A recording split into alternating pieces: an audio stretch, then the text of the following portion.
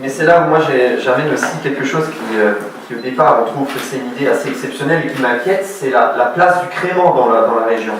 Parce que finalement, les bulles, avant toute chose, c'est une technique. Et quand on voit que, surfant sur la vague des bulles, la Provence veut faire du crément. Bordeaux n'a jamais fait autant de crément. Tout le monde fait du crément. C'est un peu comme ces marchés qui finalement un jour vont exploser. Alors on peut se poser la question, on parlait du mot Alsace sur les étiquettes, est-ce que notre crément est un succès parce qu'il y a marqué crément d'Alsace? C'est quand même en gros sur l'étiquette par rapport à tous les autres cépages. Donc on peut se poser cette question. Mais malgré tout, dans ces fameux marchés premium, c'est aussi ces marchés premium, c'est entre guillemets le vin qu'on va boire tous les jours. C'est le vin que la majorité des gens vont boire tous les jours.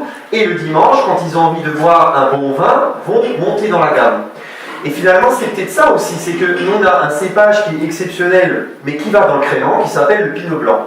Et pourquoi je dis ça, c'est que finalement c'est le cépage le plus planté, le moins revendiqué, et qui finalement est le seul cépage qui s'adapte à tous les palais du monde. Moi, j'ai servi à des quantités de gens vraiment très différents. Le pinot blanc, on ne me l'a jamais dit, celui-là est trop acide, celui-là est trop sucré, celui-là est trop fruité, celui-là est trop n'importe quoi.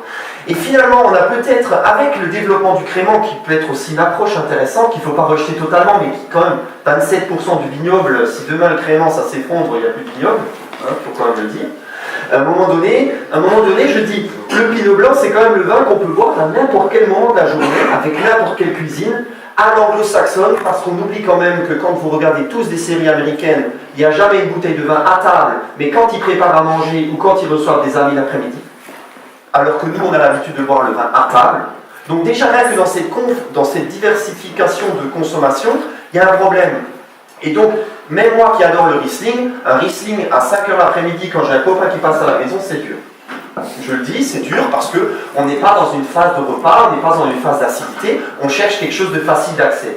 Et c'est là où le sylvaner, le pinot blanc, je trouve à cette approche qu'on a trop négligée, parce que finalement, comme on disait, c'est par la porte d'entrée du premium qu'on arrivera à tirer les hauts de gamme.